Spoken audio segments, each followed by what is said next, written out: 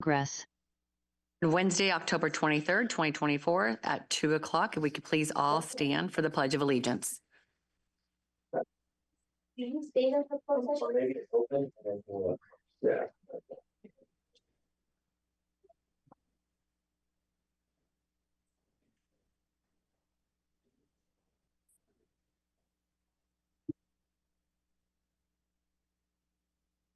All right, we will go on to item number 2. If we can please have a roll call of our members and confirmation of quorum.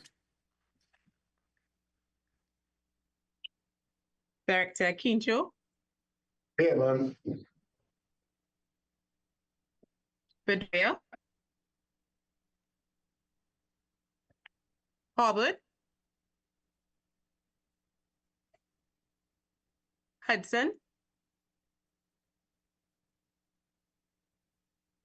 Hudson, They can hear us. Present. Aye. Okay. King Tingle, Here. Marshawn, Here. McCorriston, Here. Nybert, Here. Nuno, Here. Brickman, Here. Stepper, Here. Tester, absent, Zuba, Here. Wright, Here. Hernandez. Present. Chair, you have a quorum. Thank you. And at this time, we will go ahead and adjourn to close session at 2:05.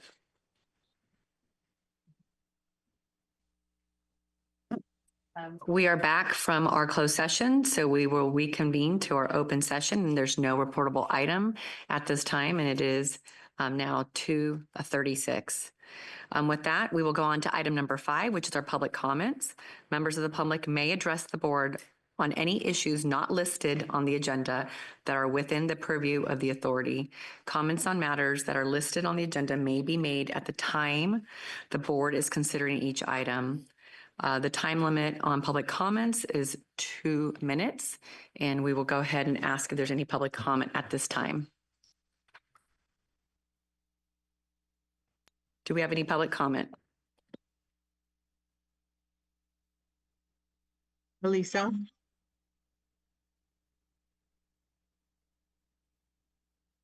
Okay. The first one.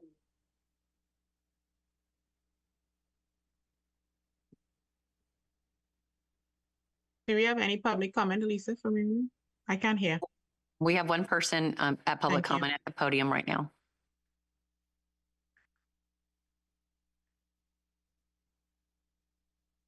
Showing red.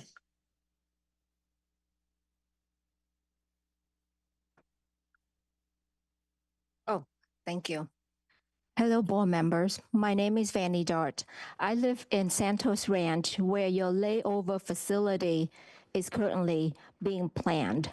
This is what Valley Link staff shows you on your flyer, on your pamphlet. This is what you see. What you don't see is the entire community right here. The blue is Valley Link layover facility.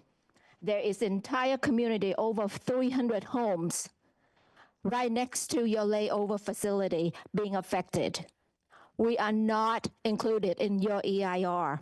We have never been informed, or Valley Link staff has never met us to discuss this.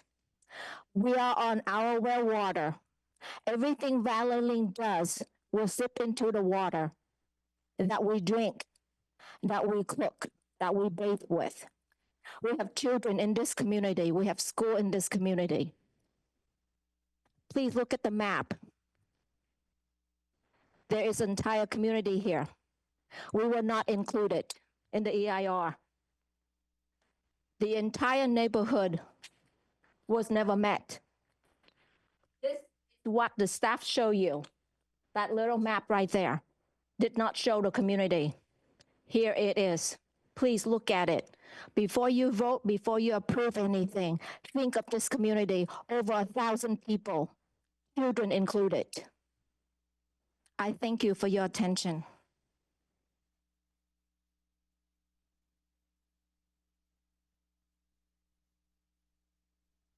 So Tatiana, just to remind our folks that if you will be speaking on item number 7, then we will take your comment at item number 7. So if it's something else besides that's something on the agenda, I then, just want to support Winnie that I am from that very community you just will presented. so then I will bring you back at item number 7. Yes, and I will bring you back at item number 7.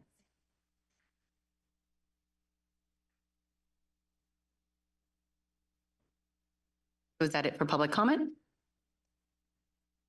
So we will go on to our item number 6, which is our consent calendar. And it would be for items A and B, minutes of September 18th, 2024 Board of Directors meeting and the preliminary treasurer's report for June 2024.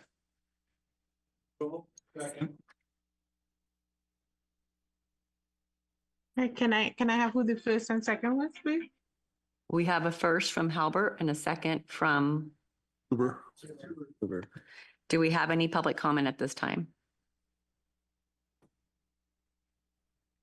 No public comment. Seeing any public comment, please take the roll. Akinjo, actually, could you give me 1 second? I think they're having some audio issues in Lathrop.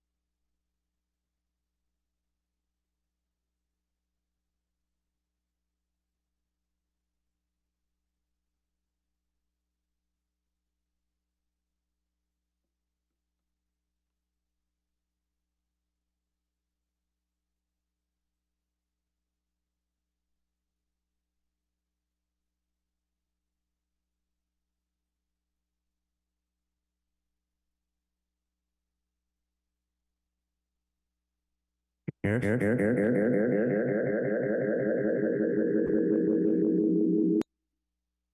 a lot of feedback. Lathrop?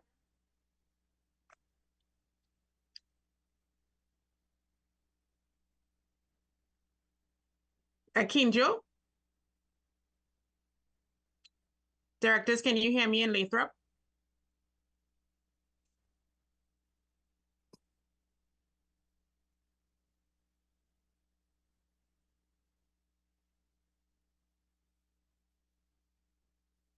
We may have a quorum. Should I call roll or do you want me to wait?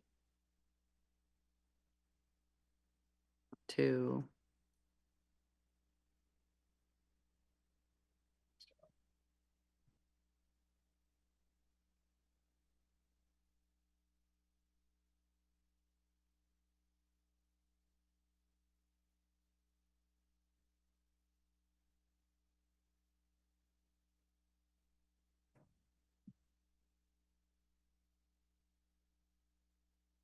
Okay, we're calling roll for consent item number 6. First moved by David Hobart, seconded by Leo Zuber. Director Kinjo. Bedoya. Hobart. Hudson.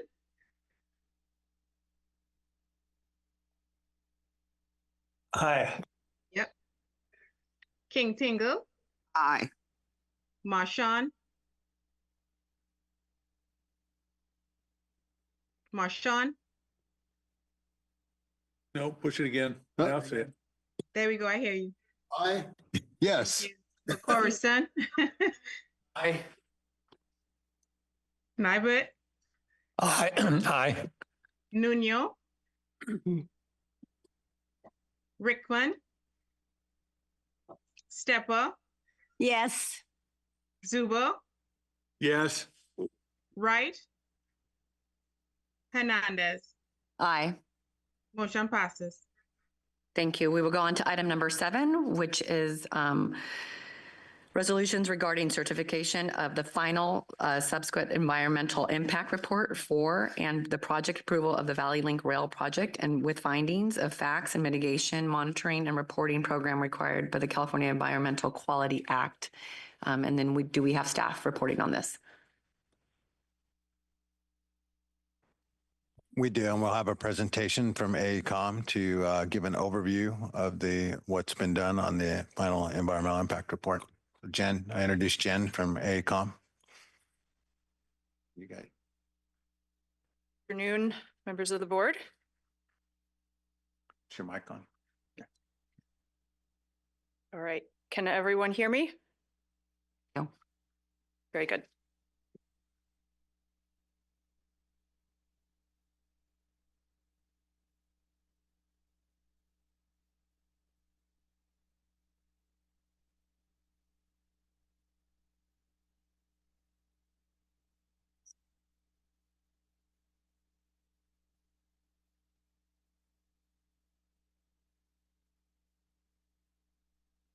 All right. Thank you for giving us the opportunity to present some summary of the project and the actions before you today. My name is Jen McNeil Dodwell from AECOM. I'm joined with my colleague Michael Kay, who's an environmental specialist. We have several team members on the line who also participated in the project. The project at hand, the Valley Link Rail project, is the 22-mile alignment between Dublin Pleasanton and Mountain House Community Station. Some overview facts about the project. This is a 22-mile service. The alignment uses part of the I-580 freeway. It takes advantage of the transportation corridor in the Altamont Pass and some new right-of-way to be acquired. Features of the project include 4 new passenger stations, 1 aerial and 3 at grade. There are 2 operations and maintenance facilities. Characteristics of the service include all-day bidirectional travel at frequent intervals and provides a connection to the BART station at Dublin Pleasanton. So some history about the project. You'll recall there was an environmental study concluded in 2021, which provided a CEQA certified alternative. Preceding that, there were numerous studies, including a feasibility report that evaluated a whole range of different alternatives, including alignments and modes. But the results of the 2021 environmental process defined a 42-mile, 7-station passenger rail service. There were 2 certified alternatives that came out of that process. There was an initial operating segment between the Dublin Pleasanton BART station to a South Front Road station, and an option from the Dublin Pleasanton BART station to the Mountain House area. The Mountain House area is the initial operating segment, which is the basis of this project. Since the conclusion of that environmental study, there has been continuing work by the authority and by regional partners. As a result of continued conceptual design, community engagement, and incorporation and alignment with other regional planning initiatives, some changes include relocation of the Dublin Pleasanton Station platform, realignment through the Altamont Pass, and a new Mountain House Community Station and layover facility. So as a result of this evolution of the design, the board approved the locally preferred alternative at the April 2023 meeting, and that is the subject of the current CEQA subsequent environmental impact report. So with that, I'll let Michael talk through some of the process and the results of our study. Thank you, Jen. Madam Chair, members of the board, as Jen said, my name is Michael Kay. I work for AECOM. I've been a CEQA project manager on the project going back to 2020 with the first environmental document for the project. And what we'd like to highlight on this slide is the outreach that has been done for the project going back to the original EIR. As shown in this slide, there has been numerous opportunities for public input throughout the planning process, accumulating with the meeting that we have tonight or this afternoon to certify the final EIR. Specific to the subsequent EIR, public outreach began in December of 2020 with the circulation of a notice of preparation. The notice of preparation was sent out to numerous stakeholders and residents and agencies along the alignment. It was published in newspapers. And during the scoping period, we also had a number of scoping meetings through which we took comments from the public on what they would like to see evaluated in the environmental document. 2 scoping meetings were held during this process, and we received over 240 distinct comments during the scoping process. These comments were then addressed in the subsequent EIR. Whoops, I'm going the wrong way, excuse me. The subsequent EIR was then circulated to the public in April and May of 2024. And at that time, a notice of availability was circulated to the public and published in local newspapers. It was submitted to the state clearinghouse, and individual copies of the notice of availability was sent out to over 730 individuals, stakeholders, government agencies, and property owners and interested parties. The notice of availability also included a notification that there would be 3 public hearings on the draft document for which the public was invited to submit comments on the draft subsequent EIR.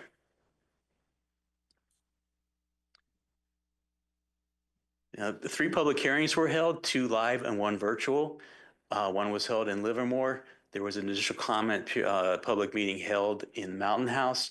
And finally, we had a virtual public hearing that was held in the afternoon for people who couldn't attend the sites of the 2 in-person meetings. During the meetings, comments were taken from the public. The comment was also given the opportunities to submit comments from a variety of methods, including from a court reporter, emails directly to the project site, emails to the authority, or regular mail sent to the authority.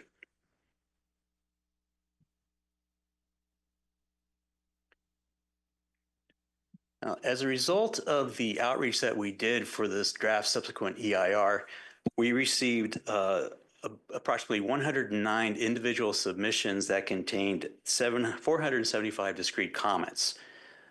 The comments came in from a variety of sources as shown on the slide here, with the majority of them submitted from the website and via email.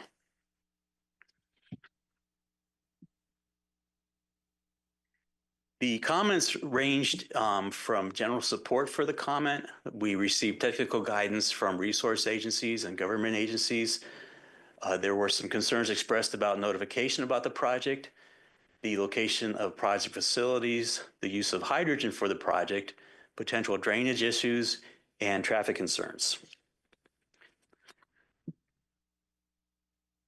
All of the comments that were received during circulation of the draft subsequent EIR were categorized and addressed in the final EIR. The final EIR consists of the comments received, copied directly into a separate chapter in the final EIR. Each of those comments were addressed in the final EIR, and then any text revisions that were required as a result of the comments were also shown in the final EIR.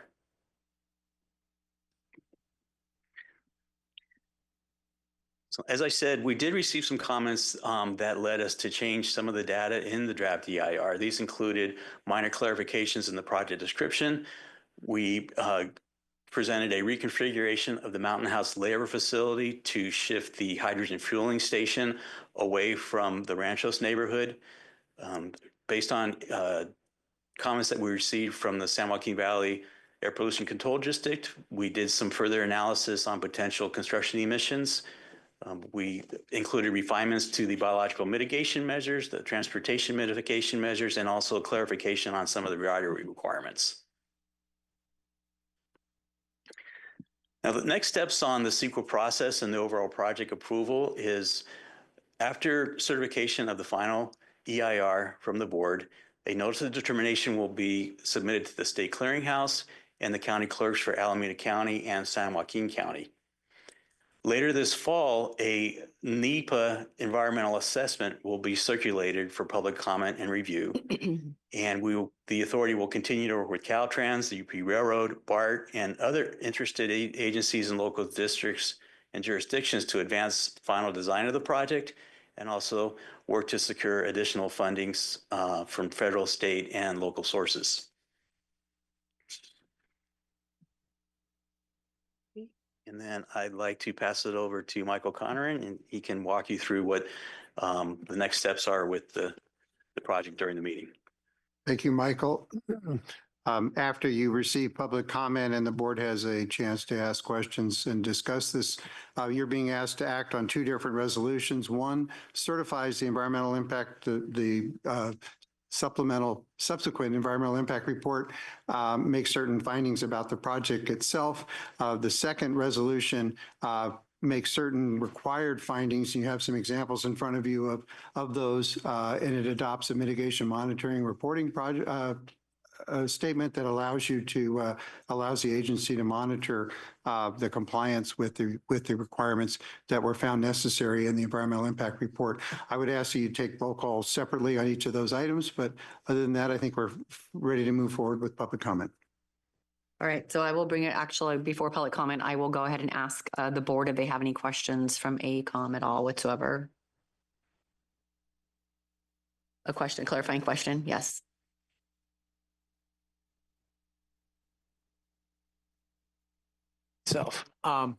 Just for clarification, it sounds like you did quite a bit of public outreach a number of times. You've talked to a number of folks.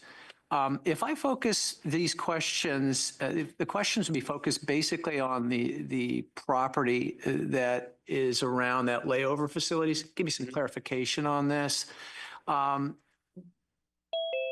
That facility was actually moved around a couple of times. I thought in the design it was placed in one place and then it was moved around another, and then you got public comment from that.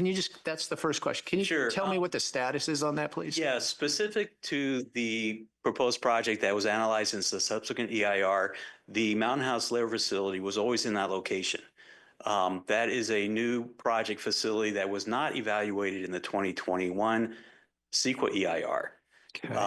But the reconfiguration that that may lead to some confusion on the layover facility itself was the site of the layover facility did not change, but it was redesigned slightly from the original, what was included in the draft EIR showed our hydrogen facility, fueling facility at the northeast portion of the site, and the site was redesigned to move it down to the southwest portion of the site closer to the I-205 Mountain House Boulevard interchange. But the location of the site itself, the functions of the site, and the property on which the site would be constructed did not change. Okay, and so this is further away. I get the northeast, northwest, Yeah, but is it further away from the community? Facility is further away from the residential community that is just east of the layover facility. Okay. The other question is with regard to the environmental impact. I just want to make sure I understand this. How has that been addressed for that community in that area? With specific to, there's claims about they get their water from groundwater, et cetera. Just can you give me like a quick one here on what you've done to address some of those concerns? Yeah, as evaluated in the draft subsequent EIR, the layover facility itself and the operation and construction will be regulated by quite a laundry list of local, state, and federal requirements to ensure that minimize risk of upset, for example, or hazardous waste spills. The design of the facility itself will be subject to national pollution discharge elimination requirements, stormwater pollution prevention plans that control runoff, and spillage of hazardous materials. The site itself is really going to be limited to minor cleaning, roof refueling, and storage of the trains themselves. So we don't anticipate heavy maintenance of the facility, the trains at that site that would further lead to additional potential hazards occurring at the site. Okay, what other environmental impacts? You reached out to that community specifically? We didn't reach out to the community specifically. They were just part of our overall public outreach plan in terms of, we did send notification to property owners that actually abut the site. And we included the announcement of the NOP and the availability of the draft ER in the local newspapers in Tracy and Mountain House and Lathrop to try to increase notification of what was going on with the project and solicit public input on the proposed project. So from your perspective, you don't see any, you don't see any environmental impact that hasn't been mitigated? We do not. If there were impacts that were not mitigated, we would have a different plan before you in terms of a statement of overriding considerations. But based on the CEQA thresholds that are included in the state CEQA guidelines, we evaluated all the potential impacts against those thresholds, made a determination of either less than significant impact or potentially significant impact, and the mitigation measures before you would adequately reduce any of those potentially significant impacts to less than significant levels. So you're saying you addressed them? Yes, all those potential impacts were addressed in the draft EIR. Thank you. All right, any other clarifying questions from the board? I have a follow-up to the last statement. Of the 300 property owners, is there any plans to address or call a meeting with those 300 affected homes so they would know exactly what's been done from the report of what the findings were?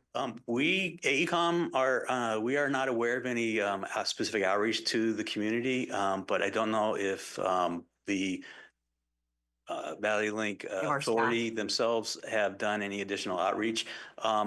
I do know that outside of what was required for the CEQA analysis, the authority has had, they've gone to fairs, they've gone to public markets, and they have done outreach outside of the environmental process to let the communities know about the project, make them aware about the project, and inform them of what's being proposed.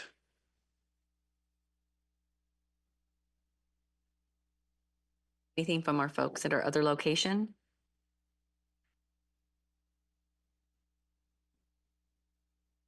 It doesn't seem so, because I think they're well connected now.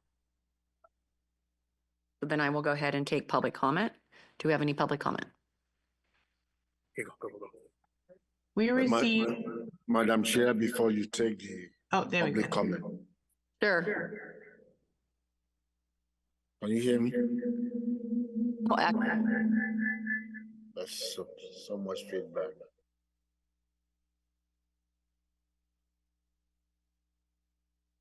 Can you try now?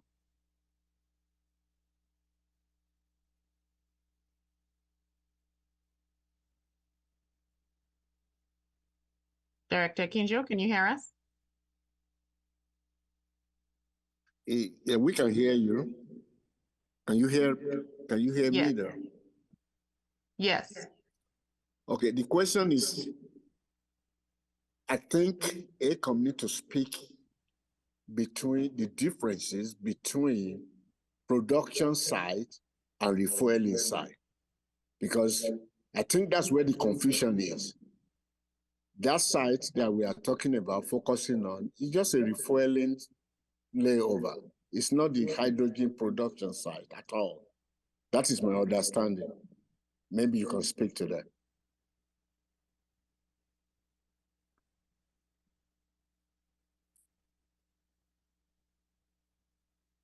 Yeah, I'm gonna, seems like I've got an echo. Okay.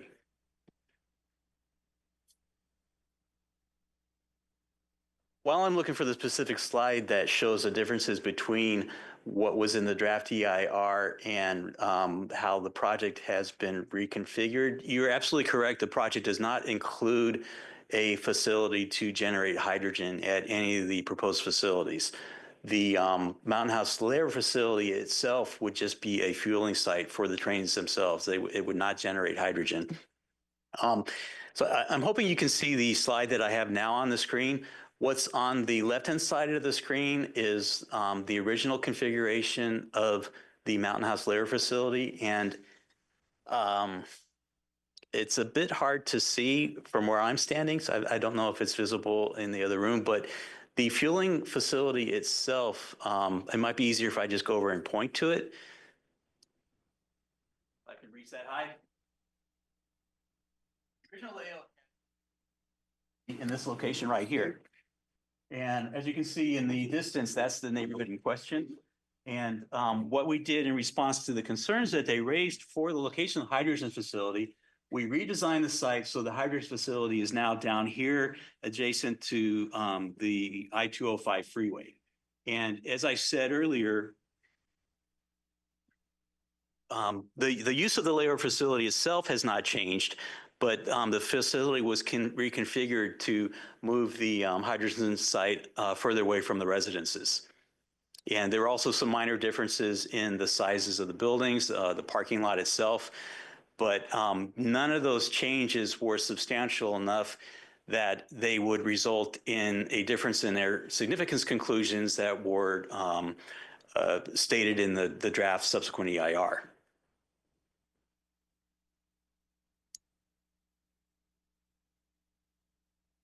That help you, Kinjo? He said, yes, thank you. Human racism. All right, so I'm going ahead now. Ricky. Yeah, Supervisor.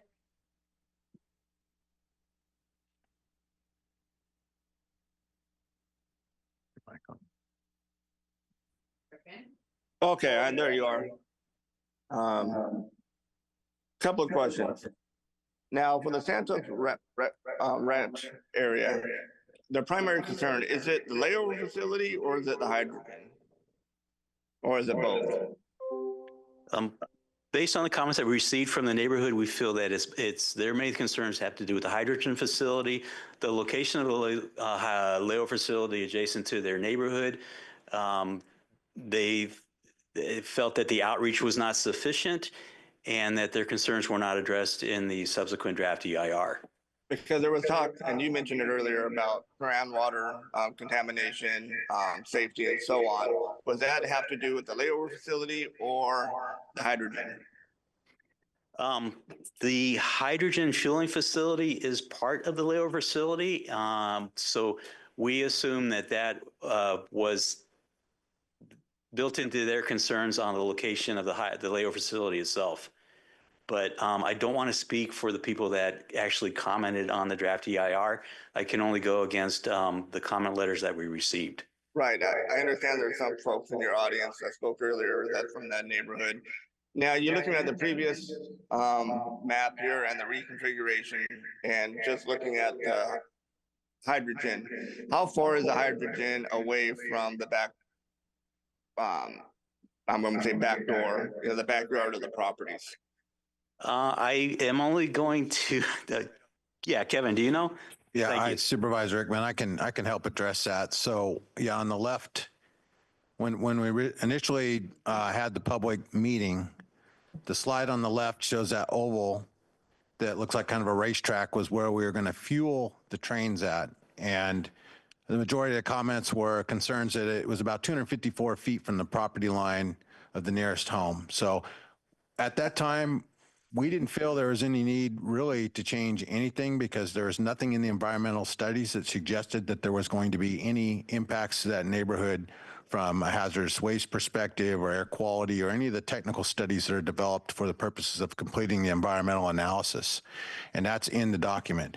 But in good faith, we wanted to be responsive to the comments that we heard from the public. So we went back because we have time to redesign some of these things. And I brought this up at the Mountain House meeting where I believe you asked, and I commented also that we would continue to work with the community on the design so that we could make it more palatable for the community as best we could, because in essence, it's there's room to make changes, and that's what we did, as you see on the right. So what you see on the right side is the oval racetrack. Now, one of the comments we heard is, why isn't this closer to the freeway? So that's exactly where we put it. We responded by putting the hydrogen refueling station for the trains closer to I-205. And all there is up next to the neighborhood, next to the canal and the existing roadway that's on top of that canal or irrigation ditch, is the green hashed area, which shows a landscape area and an access road. So that's how we've reconfigured this facility to be more responsive to the comments that were given to us during the circulation of the draft environmental document, those comments we received. Right, but my 2,000 feet, 2,000 feet, 2,000 feet, thank you.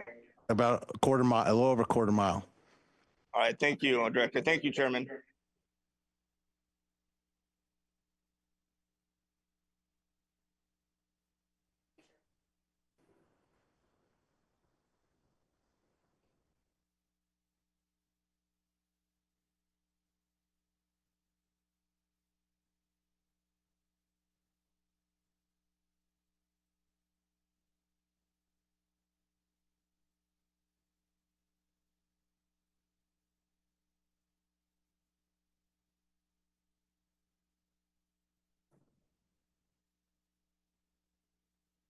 Our first speaker will be Tatiana Britt.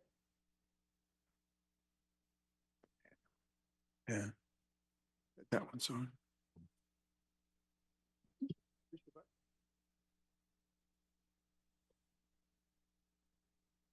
Oh, thank you. Where did you decide to put Mountain House Station?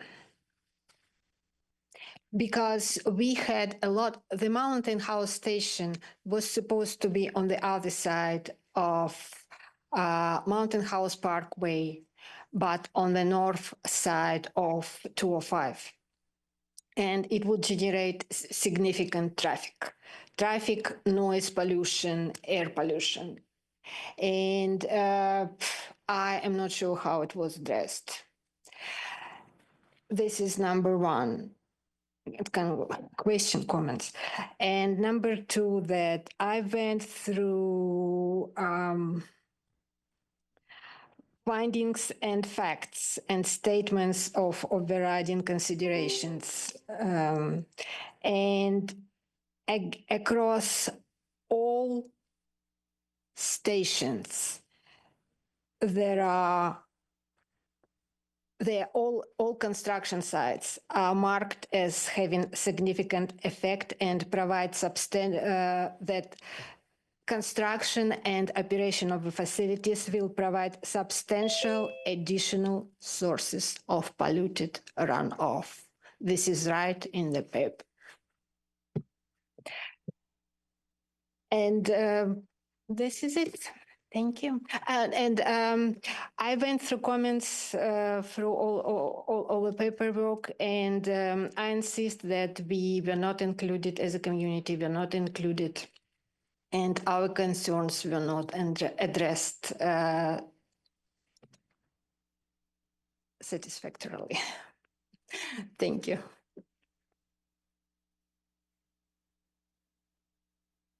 The next speaker will be Vanny Dart.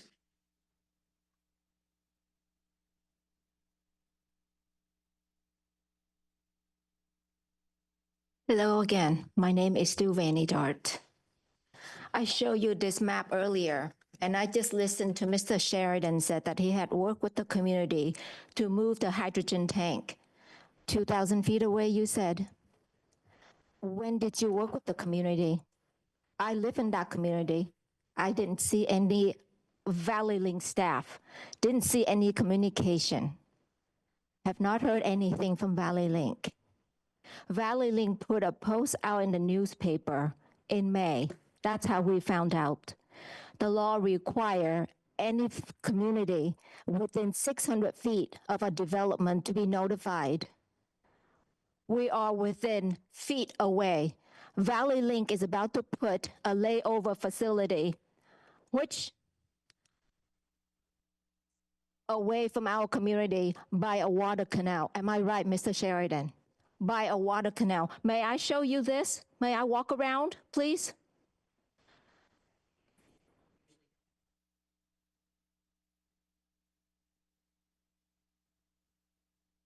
Here is a water canal. This is the community right here.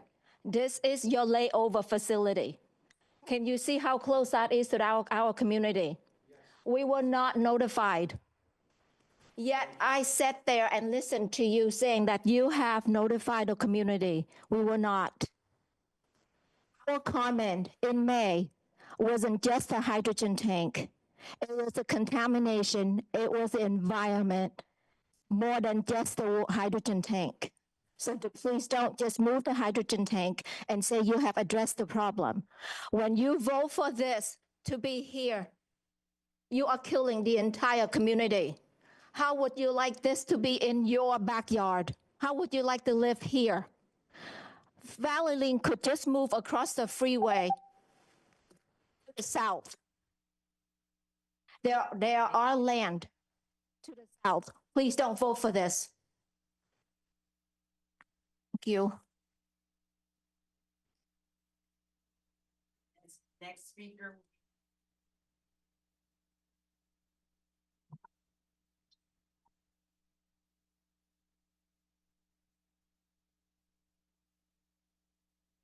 Chair Hernandez and members of the commission. I'm Steve Riley. I'm the planning manager for the city of Livermore. We submitted a comment late this afternoon via email to the staff, but we did want to read it into the record for the commission, and we're happy to answer any questions. It's about a page and a half, so I'll try to get through it quickly. The city of Livermore appreciates the opportunity to partner on this project and comment on the final subsequent EIR for the Valley Link Rail project. The city understands that this is a phased improvement proposed by the Tri-Valley San Joaquin Regional Rail Authority to connect BART to the Altamont Corridor Express. The city supports the overall project and the goal of relieving congestion on Interstate I-580 by providing transportation alternatives. The city has comments related to the overpass improvements at Las Colinas Road, First Street, and Vasco Road. First, it is the city's understanding that the Las Colinas Road overpass will be raised to accommodate the Valley Link rail system. However, the subsequent EIR does not consider any other improvements, including widening to the Las Colinas Road overpass. The city of Livermore's active transportation plan requires a Class 4 separated bike trail along this section. The city requests that Valley Link analyze this widening improvement in the subsequent EIR or other environmental documentation in conformance with CEQA to be consistent with the city's ATP. Second comment, it's the city's understanding that the First Street overpass will also be raised to accommodate the Valley Link rail system. However, the subsequent EIR does not consider any other improvements, including widening to the First Street overpass. It should be noted that the improvements as currently proposed in the EIR may not meet the California Department of Transportation standards. The city's capital improvement program includes widening improvements to First Street, including reconfiguring the existing vehicle and bicycle lanes. The city requests that Valley Link analyze these widening improvements in the subsequent EIR or other environmental documentation in conformance with CEQA. If I could have just another minute and a half here. Okay. Okay. And we have it. We did. Okay. Thank you. So yeah, again, we appreciate the partnership with Valley Link. Understand completely. And I'm happy to answer any questions. Thank you, Chair. That speaker is Roland LeBron.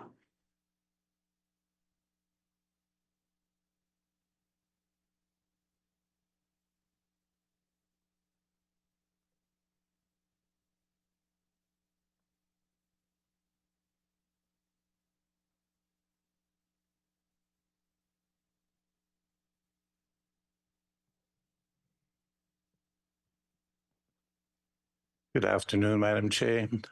Thank you for the opportunity to follow up on yesterday's letter to the board addressing the issues raised by the consultants about the feasibility of maintaining the I-580 median location for the Dublin-Pleasanton platforms. First, the support columns or the BART tracks could be shifted to provide sufficient clearance for the maintenance staff and vehicles. The next issue was with the lengths of the spans and the concern about the 70-foot maximum span. We should have required a total of 15 columns between the BART tracks. This issue is precisely the reason why the segmental construction was proposed, because it allows spans in excess of 300 feet. As exemplified in the Honolulu Transit System handout in your packets, which, by the way, is the only construction technique that would make it possible to transition from the medium to the from the I-580 median to the south-south without having to shut down these bound lanes or peppering them with columns every 70 feet. Shameless plugs, the companies who are capable of designing building this are in yellow at the bottom of the sheet. Finally, relocation of the station outside the medium would fly in the face of the seamless connectivity principles behind the regional measure we are all desperately trying to pass to save BOD so that Valley Link can eventually connect to it. In closing, I'm respectfully requesting that the board keep the median location for the platforms and no alternative in the ESEIR. One last point, I will be back in December. I will explain to you why you will never ever need a hydrogen production facility and why you also no longer need a fueling facility once you extend the line to Lodi. Thank you.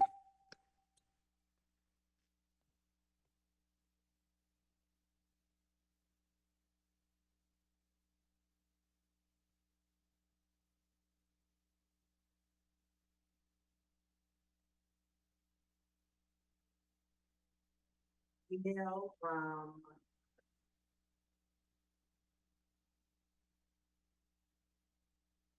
Alex Clifford. And I believe that's it. Thank you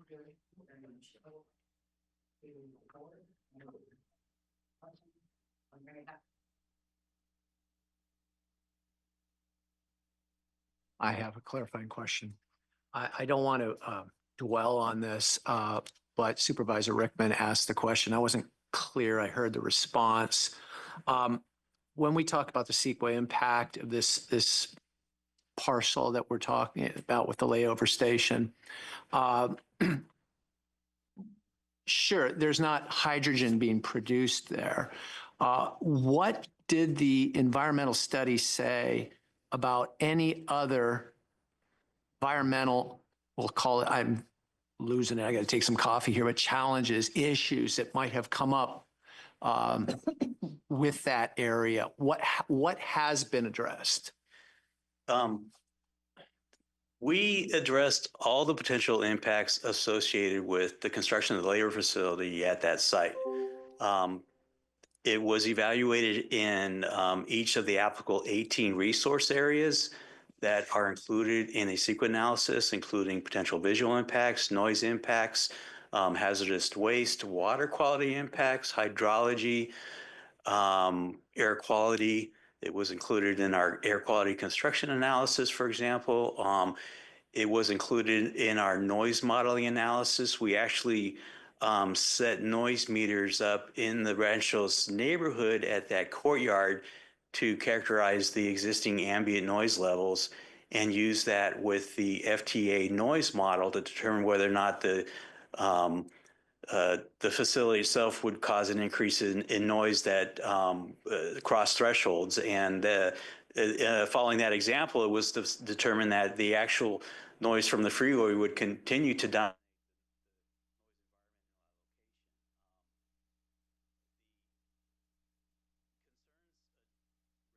by the Ranchos community in the circulation of the draft document were adequately addressed in the final. And what we've done with their comments was point them to each of the sections within the draft document where those specific concerns were evaluated and addressed, and either determination was less than significant or it was potentially significant, and we applied adequate mitigation measures to reduce it to less than significant. And in terms of water? In terms of water quality, the facility itself will not use well water. It's proposed either to tap into the Tracy water system or the Mountain House water system. In terms of discharges, that again would be regulated very specifically by existing local, state, and federal regulations to minimize and reduce potential water quality impacts, both during construction of the proposed project and operation of the proposed project. The site itself would be designed to accommodate the existing hydraulic features of the site, ensure that any increase in non-permeable surfaces would be adequately addressed, and drainage concerns would be resolved through design to avoid flooding and surface runoff. In terms of hazardous waste spills or the potential for hazardous waste spills, again, the operation of the site itself is governed by a number of different regulations concerning use of those hazardous materials, proper storage of those materials, and proper disposal of those materials themselves in order to avoid the potential to contaminate the groundwater or result in hazardous spills. Thank you, Michael. All right. Okay, we on? Okay, very good. Thanks. Yeah, it was mentioned in the IR that the Vasco Road 580 interchange improvements are part of a separate project from this proposed project. And interestingly enough, Monday night we voted to the Tri-Valley Transportation Council voted $5.6 million to the Vasco interchange. And while it's not specifically addressed in the EIR, one of the points that Livermore made is that to point out the need for coordination on this, because in the EIR it says that the funds for the project are anticipated in 2026, and we're talking about having fair service in 2028. So there may need to be some coordination between the construction of the interchange and the construction for Valley Link. So just underscoring the need that our folks need to talk to your folks to bring all this together so that the funding comes in at the same time. So you don't have people from the Central Valley writing Valley Link in to build the Vasco interchange. So you're absolutely right, and that coordination is currently going on. We've been working very closely with Caltrans for the last couple of years on the design of the facility, and Caltrans is working with the city of Livermore. So there is a lot of background coordination going on, and that will continue through construction and final design and implementation of the project. Great, thank you very much. I know we got great people working on this, and just thought I'd highlight that. Thank you very much. Thank you. Go ahead, Supervisor Rickman. Thank you, Chair. A few questions. One, this is one thing I hear all the time, and it was brought up earlier by a resident. Why couldn't you just move it to the other side of the freeway? That's a design issue that may be better addressed by someone from the authority, but I'll lead into that. As we discussed in the beginning, Jen described earlier in the process, the 2021 CEQA certified alternative included a different alignment that stayed south of I-580. There was a Mountain House station quite distant from the city of Mountain House, and then the alignment then went into the city of Tracy. Subsequent to the finalization of the 2021 EIR, SACOG and other local agencies had a number of meetings and advanced design of a proposed fixed guideway within the median of I-205. The community, community of now City of Mountain House, also expressed numerous concerns that the proposed Mountain House station did not really serve their community. So the authority decided to redesign the east end of the alignment to provide a station that was closer to the community of Mountain House, and also take advantage of the fixed guideway that is under design by SACOG, and either from the any alignment at the Mountain House Community Station and a lower facility, the project for future phases would transition into the fixed guideway or continue south to the community of Tracy. I probably should provide a little input on that too, Chair or Supervisor. So one, it's the San Joaquin Council of Governments, not SACOG, which is Sacramento. I just want to make sure that I know you're from Sacramento or something. So yeah. First, I think what you're asking, if I understand correctly, is that if what I'm hearing moved to the other side of the freeway, there's two parts to Mountain House. There's the west side, northwest quadrant, which is the station and parking. And then there's the northeast quadrant, which is the layover facility, which is not a heavy maintenance facility. The heavy maintenance facility is down on the Tracy property. So when this board approved the LPA, the locally preferred alternative, I believe, correct me if I'm wrong, April 2023, there was a decision to go with that alternative because that lined up with the plans of San Joaquin Council of Governments with the fixed guideway, but also opened the door for another environmental study to be done between Mountain House and Lathrop that could evaluate two Tracy stations, one that could go down the median of Interstate 205 or one that could go further down the median of Interstate 205. So the first section would go up to 205, turn onto the Makoko line and get to downtown Tracy Station as it once was proposed, or continue up Interstate 205 to perhaps a West Valley Mall location with all roads eventually leading and converging back at River Islands on the same set of track that was approved in the 2021 environmental impact report. And it gives an option just to show where the station could be for Tracy. So Tracy gets another bite at the apple, so to speak, with the environmental analysis, but you couldn't put the layover facility at 205 on the southeast quadrant of 205 because Prologis and all the other development has built up all the way to the edge of 205 and plans. So there was absolutely no room to do that without those plans were already approved in that area for that land use. All right. Yeah. Well, thank you. Thank you both for that. Two more quick questions. And you mentioned potential impacts, mitigation as it relates to the Santos Ranch. You know what those are off top of your head? To go first while you think about them? Sure. So normally during construction, we have on any project, there's what they call temporary construction impacts. And this is where I believe you're pretty familiar with this, San Joaquin Air Quality Pollution District. I'm probably messing up. The air quality district, right? San Joaquin Air Quality. Valley Air. Yeah, right. So during that time, we have to satisfy dust control measures during construction.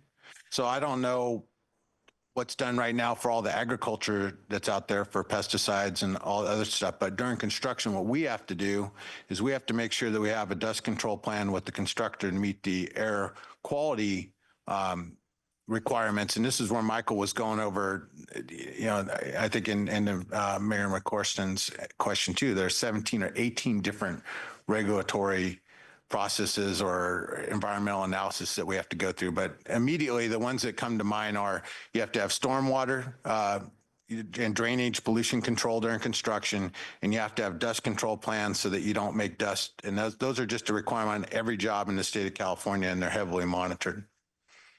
All right. And Chair, thank you for your patience. I have two more questions here. One, we hear about safety and groundwater and noise and so on. Outside of the EIR, have we received any third-party evidence that this facility would affect any of those things, groundwater, noise, traffic, and so on? We received a comment letter from the San Joaquin Valley Air Pollution Control District, and they did not raise any concerns about the results of our analysis. They just asked us to use a different factor in our modeling that presented a more conservative analysis of the potential air quality construction impacts. But they did not express concerns that the approach that we took or the results were inadequate. We received a letter from the Central Valley Regional Water Quality Control Board providing guidance on the permitting process that would need to take place during final design, construction, and operation of the project. But again, they didn't point out any flaws in the analysis that was included in the subsequent draft EIR. We did not receive comments from other agencies that raised specific impacts that were potentially overlooked in our analysis. And your earlier question about mitigation measures specific to the layover facility, the reason I hesitated is because we look at the project as a whole. And so there are mitigation measures that apply to the entire project that also would be applicable to the layover facility. For example, lighting, nighttime lighting. There was some concern that there would be spillover lighting, but we have a mitigation measure that would require all site lighting to be directed specifically into the project, the facility itself, without spillover lights, to have it hooded, and minimum lumens required for safety issues. As Kevin mentioned, there were air quality, potential construction-related air quality impacts that are going to be addressed throughout the project, meaning that they are also applied to the layer facility. Any regulatory requirements that apply to the project to minimize impacts to water quality or to hydrology apply to the entire project, therefore also apply to the layover facility. All right. The reason I'm asking, hey, if there is evidence out there, because this keeps brought up a few times here today, is water quality or the communities on wells, and there's evidence that this facility is gonna affect that, then you need to bring it to the board and let us know. And lastly, Chair, and I agree that I think we did a good job pointing out. I mean, we put in a bunch of papers and so on. We had several meetings, but regardless if this passes or not, that we should meet with the community of Santos Ranch. I mean, do a meeting in that neighborhood somewhere. I know they have the school right there. That's be one place. So as we move forward, we need to keep that community in the loop. And so that's just a comment on my part. So Chair and board, thank you for your patience. I appreciate it, and I'll yield my time. You're welcome. And I don't have an issue at all whatsoever. And I don't think the board would have an issue of making sure that there's more outreach to that community, within time. I know we do it here in the city of Dublin, but also outreach is always I always say that it's more educational to be able to, for the residents that live in those areas, so that you have your questions answered. And so again, I'm always for outreach to the community. And it looks like I'm getting some head nods. Go ahead. Pleasanton. Thank you, Chair Hernandez. My question has to do with the aerial structure that's planned for the Dublin Pleasanton Art Station, in particular the comments that were attended earlier during the public comment period. The response in the SFEIR stated that BART aerial structures typically use a 70-foot support column spacing, and then that is assumed for you to continue in the basis of the response that was given. And yet we heard about a technology that's being used in Honolulu with precast concretes, span spacings up to 150 feet, and cast in place concrete spans up to 340 feet. It seems to me that the assumption of a 70-foot column spacing that BART uses is rather stultifying and limiting for consideration here in considering what the commenter is proposing. I'm a little confused as to why, well, the statement is made that the transition from the 580 median to the location south of East 580 would need a minimum span of 250 feet. So the technology that was mentioned that occurred in Honolulu would be needed for that type of span or some similar technology. That certainly couldn't be a 70-foot span the way I'm reading it. And it also strikes me as the argument seems to be in support of a seamless connection in the median of 580. So I'm a little confused as to the lengthy spans enabled by this construction methodology as proposed would allow that, I presume, but it would also allow going to the south of 580 as is the current plan. So can you address that, or do you know someone who can? I'm sure someone here can address that, but I would like to point out that the proposal to provide a stacked station at the Dublin Pleasant BART station had other operational issues in addition to design issues that were described in the response to the comment. There were potential right-of-way issues, operational issues with the BART circulation in terms of going through multiple fare gates, passengers having to exit and re-exit the station. And that was included in one of the responses to the comments in the final EIR, but I'm not an engineer and I don't want to speak to your other concern about the length of the span and the potential for those spans to be constructed in lieu of what's proposed. So thank you, Chair and Council Member. So why Bill, our engineer who built a lot of BART, is going to step up and answer some of these questions, I would just also preface it with the fact that unlike other areas like bridges built on a dead volcano versus California, which had the Loma Prieta quake, the seismic standards for our structures in the United States are better than most places in the world. So a lot of times when you go to other states and you see bridges like in Texas that are built on little sticks, we can't get away with that in California for seismic standards. So there's definitely different bridge requirements or structures requirements that we need to meet, especially in the median of 580 and Caltrans and FHW Interstate to be seismically correct as they review all of our bridge plans. But as far as construction and span length, I would turn that over to Bill, who has an immense amount of experience building these things. Thanks, Bill. Thank you, Kevin. The comment was regarding 70-foot spacing was regarding a proposal that we would construct a platform over the BART tail tracks. That would be the tracks that run east of the station where it exists now. That platform would have to support both 2 tracks of trains plus the platform weights. We currently are using an inside platform that's 30 feet wide, and those links would be consistent for that. Our flyover span that we're talking about flying over BART tail tracks north to south and over I-580 eastbound is going to be a single track span that only supports 1 train. We come in to our single track from Isabel Station down all the way to Dublin Pleasanton. Now, once we get on the aerial structure on the south side, we do bifurcate the tracks and we have 2 platform tracks on the Dublin Pleasanton station. So that's kind of the difference. This was pointed out that the response was trying to point out some of the difficulties in placing large columns in the middle of BART's tail tracks where there's utilities, they have train control, traction power, things like that, and build that in there. But to do that,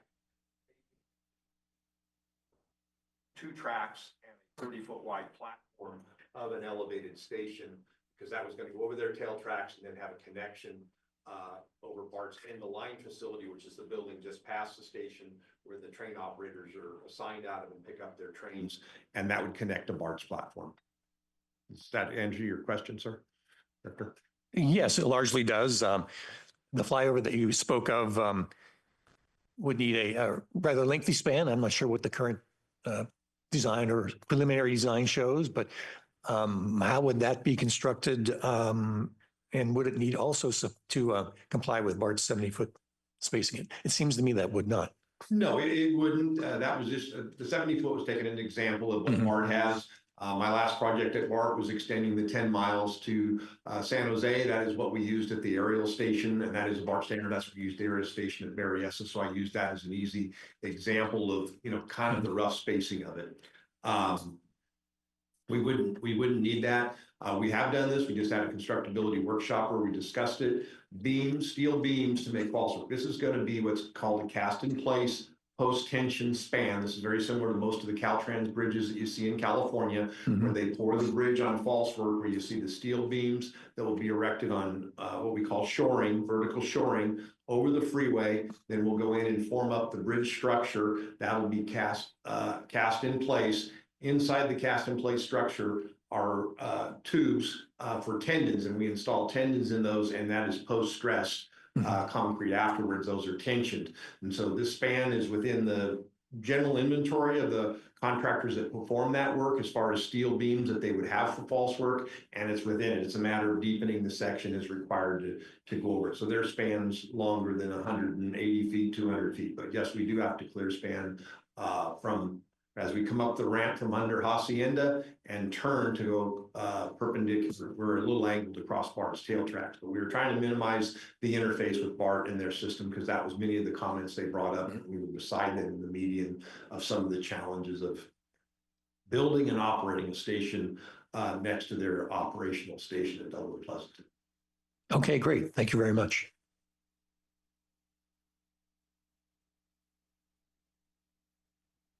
And then I have Councilmember from Tracy Bedoya. Go ahead. Okay, thank you, Chair. Just want to say thank you to staff for the report. I appreciate the address. Sorry for the feedback. I appreciate that we addressed unincorporated San Joaquin County's concerns as they were raised at the last meeting at Tracy City Hall. Specifically, it was about storage of hydrogen, safety, and how it fit into a residential community. I believe from what we heard today, it meets our standards. But as we heard today, also, anything that the board should know, please bring it to us early. And I just want to state, just as I asked and supported for further work to address unincorporated San Joaquin County's concerns, I'm hoping that we continue to do more outreach to this community and early communication to any communities in phase 2. Thank you.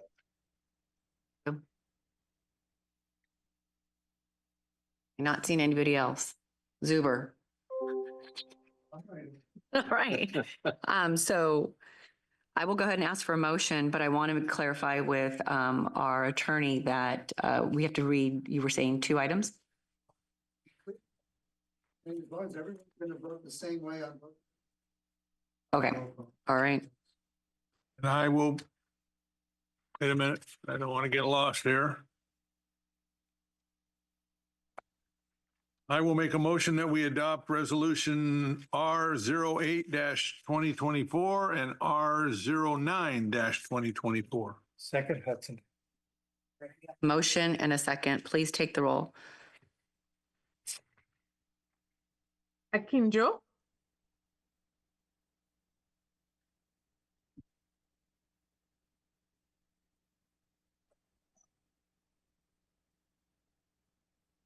can you hear me? Akinjo? Yes. Bedoya? Oh, yeah, I think you, yes.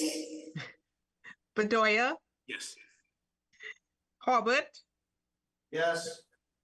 Hudson? Aye. King Tingle? Yes. Marchand? Aye. McCorston? Aye. Nybert? Aye. Nuno? Yes. Rickman? Yes. Stepper? Stepper? I can't hear. Stepper? All right, aye. Thank you. Zuber? Yes. Right? Right? Yes. Hernandez? Did you call me course? Hernandez? Aye. Motion passes unanimously. Okay, I just wanted to take a moment to say thank you to staff, and I was waiting until after we got the approval, but wanted to say this has been a making in progress for many, many years. So all the folks that came out today, I want to appreciate your comments. I will make sure that our staff keeps working with the folks, especially in Mountain House. I know that they've come out a lot more, the folks in Tracy, but also just wanted to give our executive director just a little bit of time to just say a few words. And I know I'm catching you off guard on this, but you have coming into this a few years back, you came in with your roller skates on and you were in high gear. We had some road blockage right before, but just wanted to say thank you to all of our staff that's worked very hard. To Supervisor Scott Haggerty, who started this creation many, many years ago. And then honestly, to the majority of the board, because the majority of us on this board are the original board members. And Came back. And I know even John ran for re-election for mayor again, just to come back and talk about Valley Link. But wanted to say thank you for all the hard work. And I'll go ahead and pass it on to our executive director. Thank you, Chair. And maybe I could just combine this with my report too, if that's right, and get out of the way.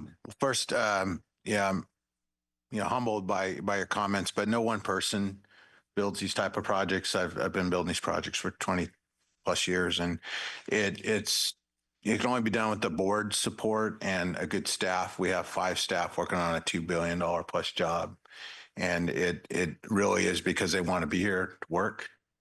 And it's amazing to have the staff that we have here working.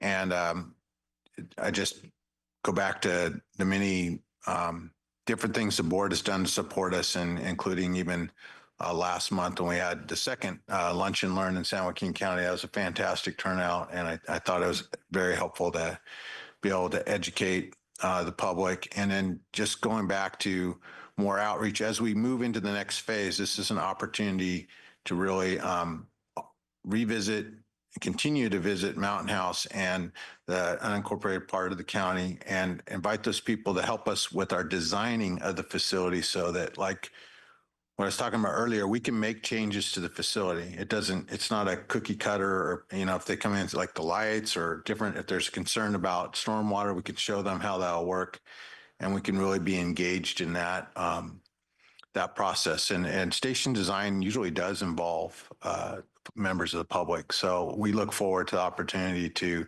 meet with them, and we can't always please everybody. We'll do our best to make this a successful project in a facility that is safe and environmentally friendly. And then also I want to thank MTC today voted on an additional $3 million for us in this phase of work, which was critical. I mean, it's pretty amazing. MTC has put up, over $60 million to get this project to San Joaquin County, where, you have the voters that live in San Joaquin County and the residents that are commuting over to the jobs in the Tri-Valley. So just MTC's continued support and our boards, our board members' encouragement of those commissioners to keep on programming dollars for us to finish is really good. And there's probably one other thing I wanted to say, but off the top of my head, since I was caught off guard, yeah, it's been a pretty interesting journey here the last 3 years, reworking the project to be with something that's buildable. And I think, if I'm not mistaken, it'll be the first project or the only project in the state of California that's going to have approval to build a rail. Somebody's going to come back and say I'm wrong, but I think from what I've seen, it's the only project to have an approval to build down the median for 16 miles to introduce a passenger rail line that interfaces with a rapid transit like BART. So that's very exciting too, to get that approval with Caltrans, because a lot of agencies tend to struggle working with Caltrans on these type of projects, and I think us getting approval in under 3 years is pretty amazing.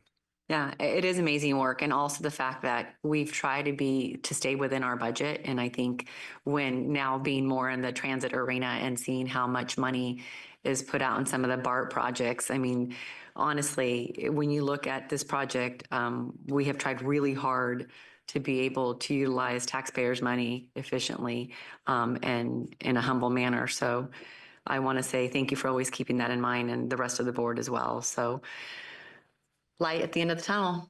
So congratulations to everybody. And again, thank you. And to all the folks that came out and took time out of your day to come out here. I really do appreciate it. And I promise that our staff will be contacting and making sure that you guys are included into the facility at Mountain House. All right, so director's report discussion. Any items from the directors or comments or questions for our next agenda request? Oh, Supervisor Rickman. Thank you. Thank you, Chair. Hey, I just wanted to say that we missed Mayor Zuber over here. He was supposed to join us, and that we see him on TV. And that we miss you, buddy. See you soon. He said he wanted to hit that traffic on the way home. He can give me a call when he's sitting in it.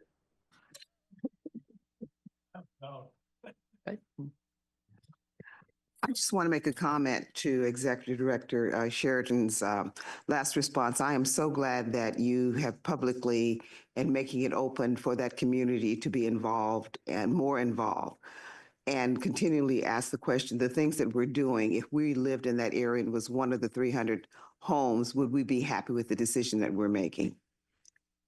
Being a product of the product. But I'm glad that you opened the door that when people have an input in something that's going in, there's more buy-in. That's what we want buy-in to this project. Thank you. All right. Okay, so no other directors discussion. Our upcoming meeting will be on December 11th at 2:00, and that will be held at the Mountain House Chambers.